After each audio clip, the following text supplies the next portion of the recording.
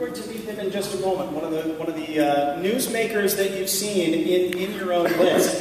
And he's going to be introduced today by ESPN NBA editor Kevin Arnovitz, who is a longtime NLGJA member. He's going to have a conversation this afternoon with Jason Collins. Gentlemen, please join us and welcome.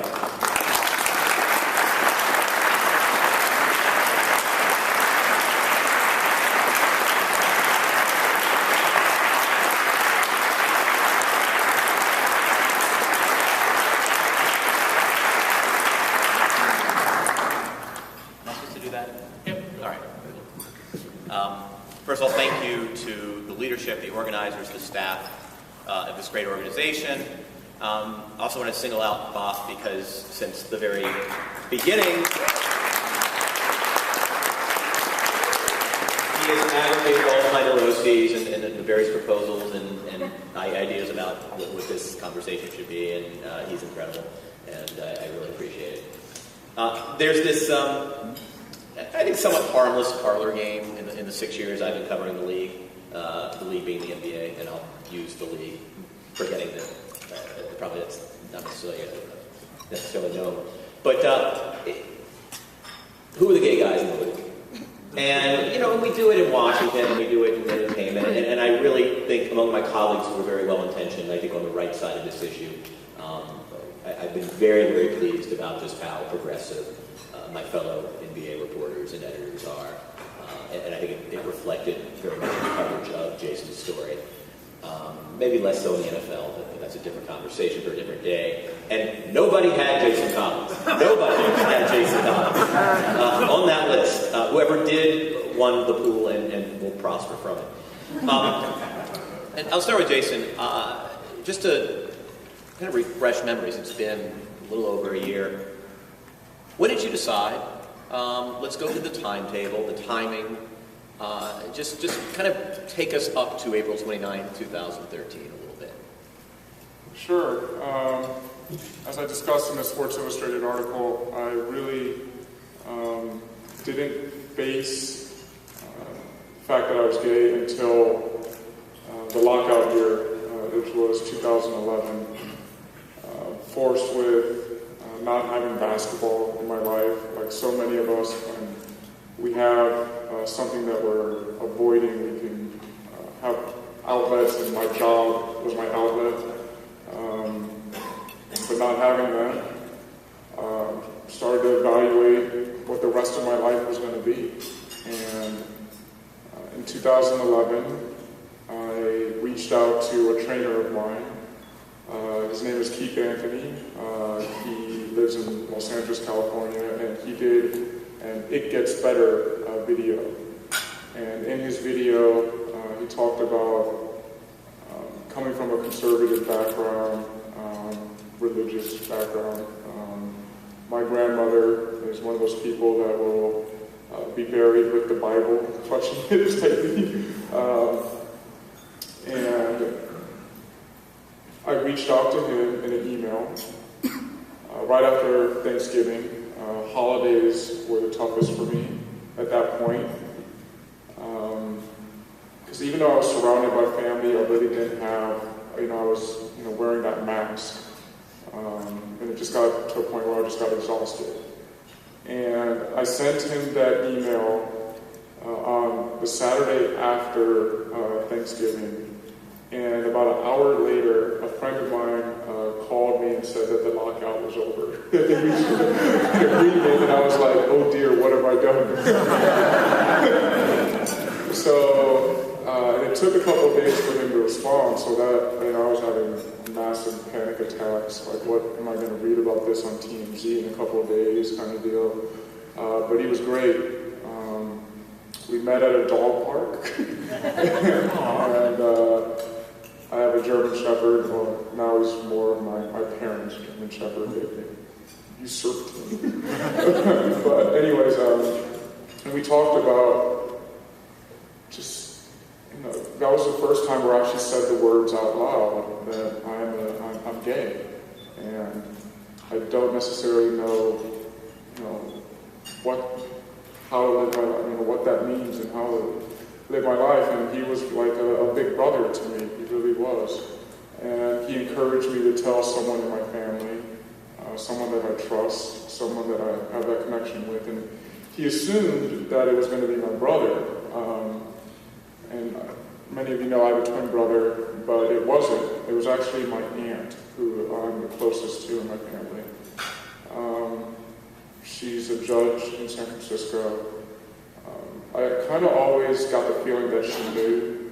She would always ask questions with leaving the pronouns, gender neutral. So I called her that a couple of days later, right after the time, so I was 34 years old when I told my aunt. And then a week later, I had to leave and play with the Atlanta Hawks. And it was just that whole year, or that short season, those were the only two people that could really, truly be myself.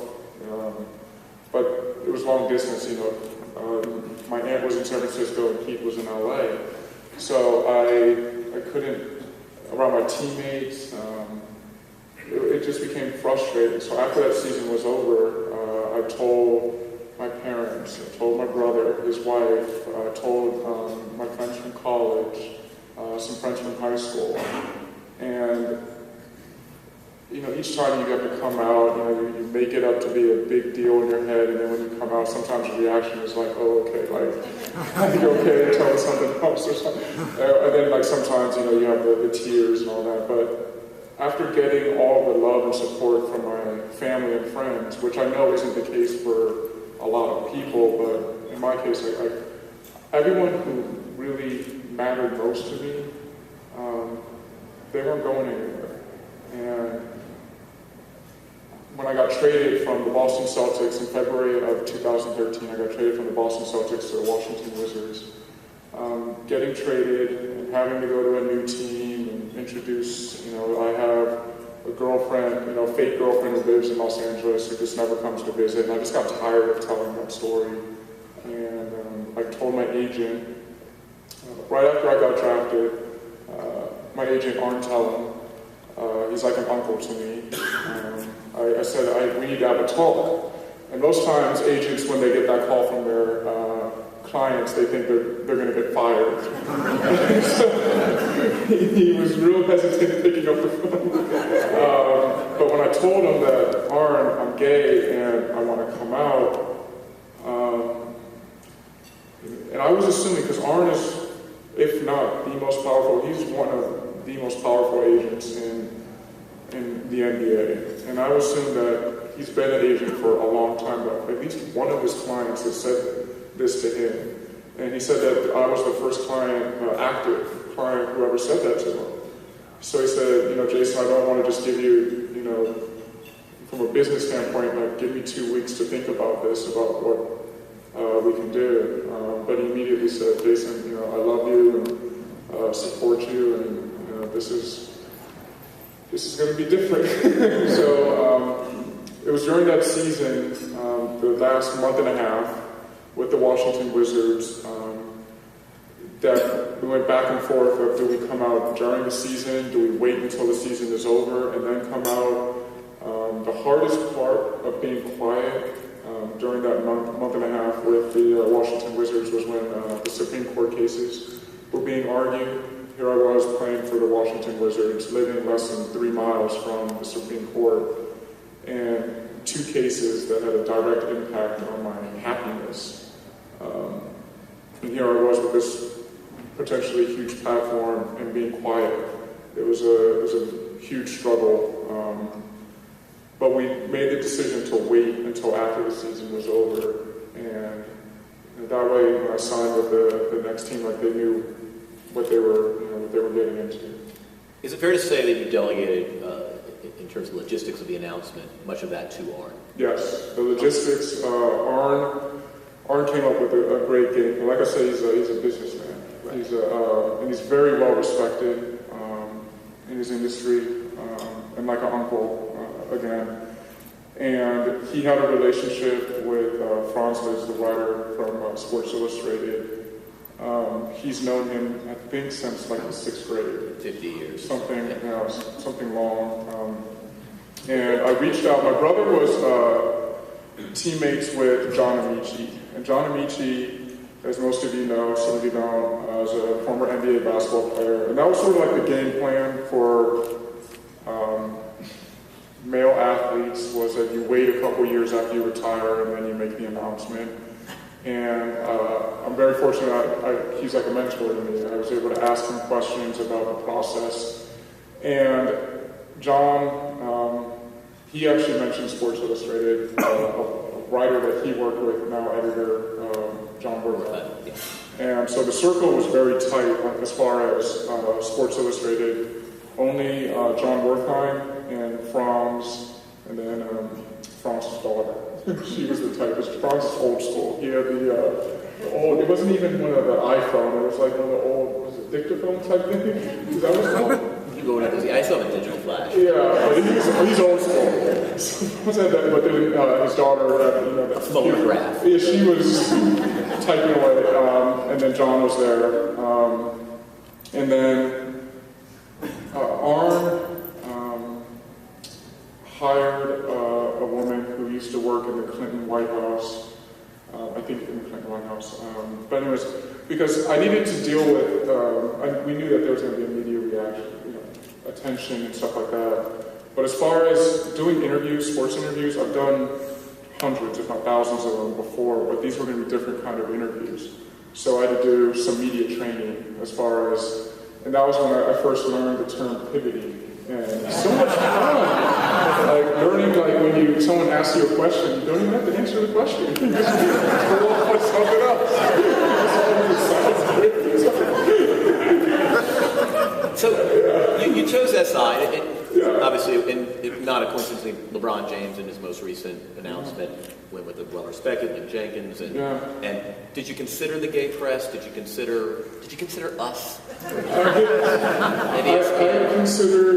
wanted to keep it in the world of, we considered New York Times, we wanted it to be broad. I mean, CNN would even do a sit-down interview with like Anderson Cooper or something like that. But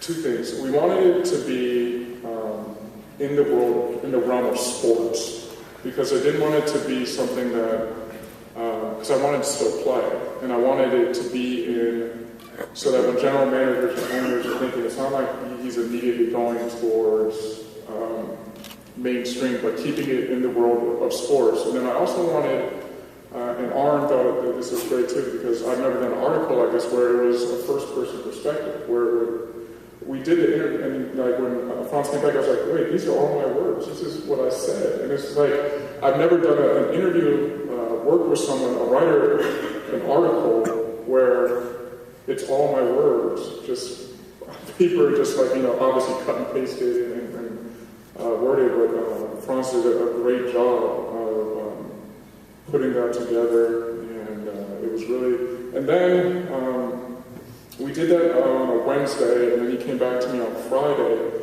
and then I was my own editor. So that was really cool too, as far as like here he comes and said, okay, what do you want to change? And there's envy now in every the idea of writers being their own editor. Yeah, and then like change this, take this out, take that, and the process was just amazing. Because this is something that, like most of you guard for so long in your life. This is something that you really have your horns up about, and you're trying to like really let your guard down and let someone like know like your fears, your whole backstory, and it was just the process was just handled with so much respect that I'm very grateful to Sports Illustrated for that. As is pretty much de rigueur these days, the story comes out on the 29th. And then, of course, there's the reaction. Yeah. And in some respects, the reaction now is the story. Yeah. How did the media do in terms of give them a grade? I thought it was great as far as, we knew that we had to do a couple on TV stuff. So I did Good Morning America, George Stephanopoulos. That was a lot of fun.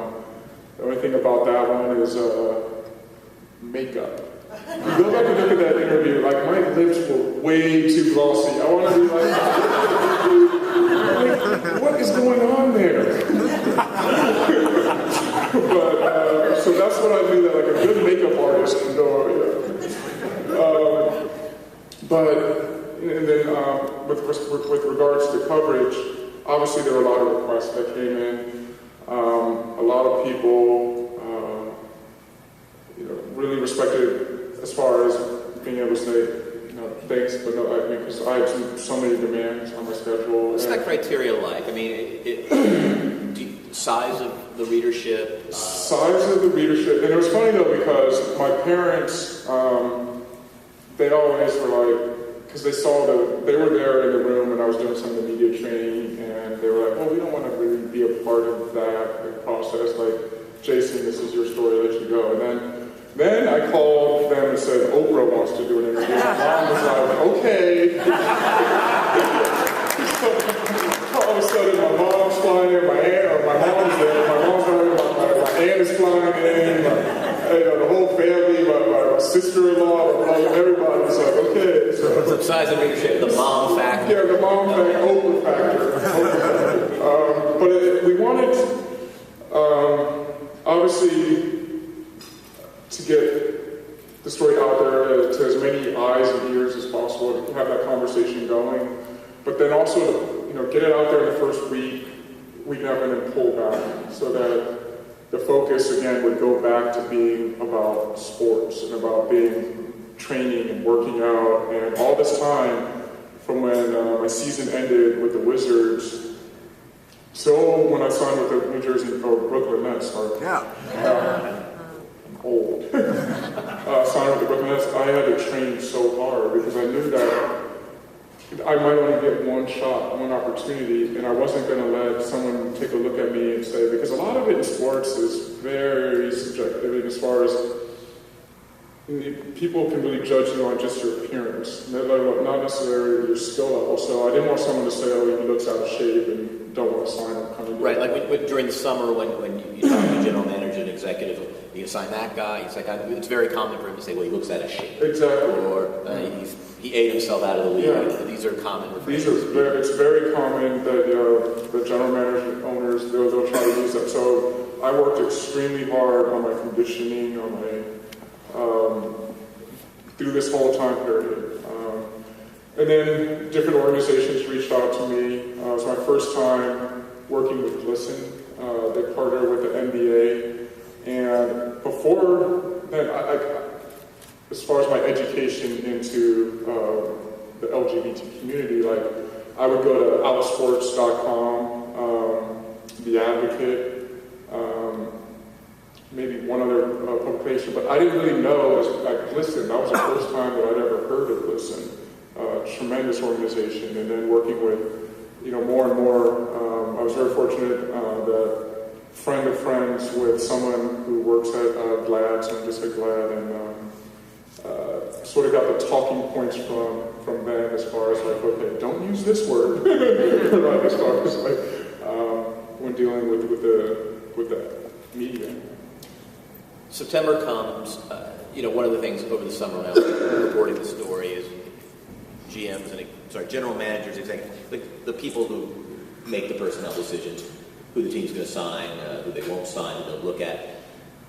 The consensus I got from around the league going into the early fall and training camp is, well, Jason will be a September player, which is a nice way of saying, we're not going to commit to him early in free agency, but as we start to kind of flesh out the back end of our roster. And I think that was more of a commentary on your age, and not that I'm calling you old or anything, but... and then September comes, you don't get the training camp invites, and I started calling around and saying, what's going on? And the trope you hear from the league, and it's generally, again, I think most of the execs and GMs I talked to are well-intentioned, but they were like, well, I think, given Jason's skill set, that it wasn't worth the distraction. Now, hey, if he was a 15-point, 10-rebound guy, but, and again, no slide on you. But that was, the distraction became this big thing. And I found it confounding. I mean, my opinion about it was a red herring. Yeah, you know what? Change is disruptive. That's what change is. You get over it, and that's what progress is. It's the collective act of getting over it. And I really challenge these GMs, but it went into the winter, and that was sort of we would have looked at them, and I just think that, it's tough. The locker room's hard enough to manage as it is, and then you introduce this new element, and it's not that we have any problem with gay players, but, and they would always say this off the record. I mean, that was always, it was merely on background at best, but it was generally off the record. And I just get your impression on that. I mean, I don't know if you were hearing the same things from Arn. Yeah, I would hear certain stuff, rumors, because I am friends with some guys in the league, and plus my brother worked and still works in the NBA, so you always have your ears, and you can hear certain things. But I could never call that out. And you chose deliberately not to. Yes. Pretty much everybody who ever talked to you, myself included, tried to push you to say, are you being discriminated against in some form or fashion, maybe not in that language.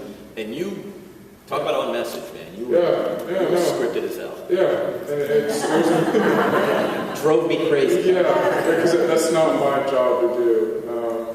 So I think Lee Jenkins actually wrote an article for Sports Illustrated about this, and I think it was in the back of one of the episodes or issues that I read.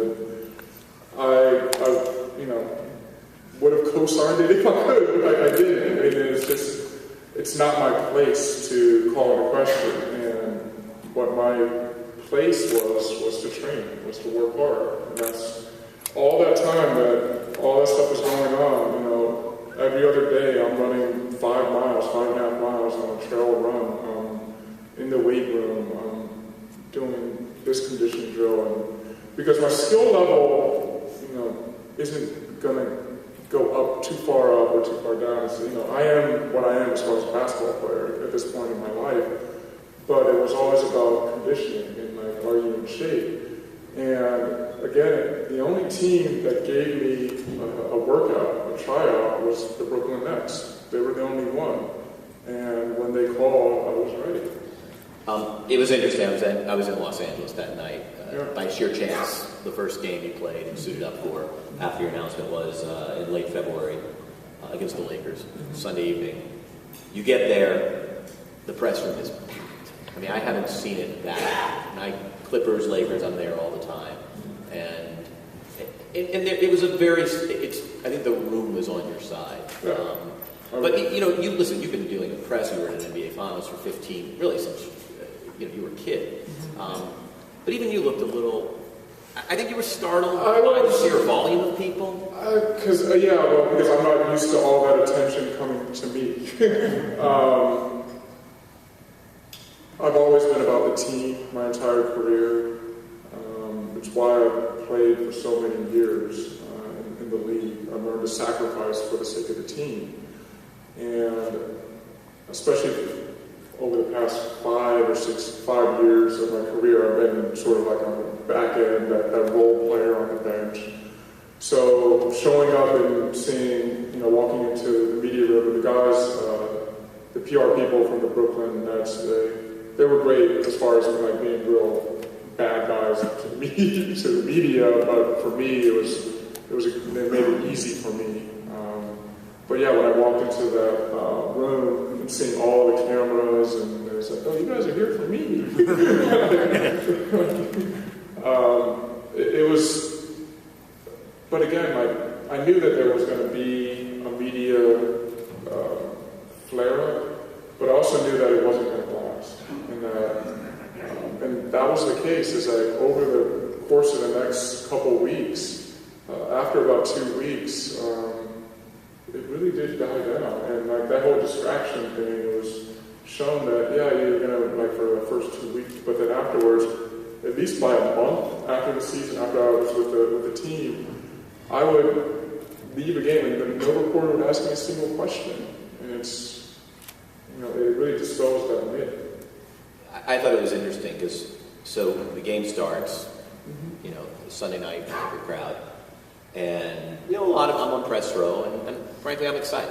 And I sort of have this Sorkin-esque imagination of what it's going to be like, right? Like Jason Collins in front of his home, in Los Angeles, in his hometown, playing against the team he grew up supporting. And, you know, there would be a moment in the second quarter when Kevin Garnett would come out, and you take off your sweats, and the crowd would swell and gradually stand, and there'd be this wonderful cheer. I mean, I've been waiting for years, decades. The first out gay player in one of the big three, sorry hockey fans, big four. I'm from Atlanta, I don't, and we lost 2 hockey teams. And, you know, there would be this kind of swell, and probably one of the more, I think if you plotted the various crowds, the 30 NBA crowds politically, the Lakers are probably, you know, and most progressive. And so you check in, it's like nobody looks up on their phone. I see like 3 guys maybe around the lower bowl kind of standing and clapping. Yeah, some people stood and clapped. Yeah. Not as many as you.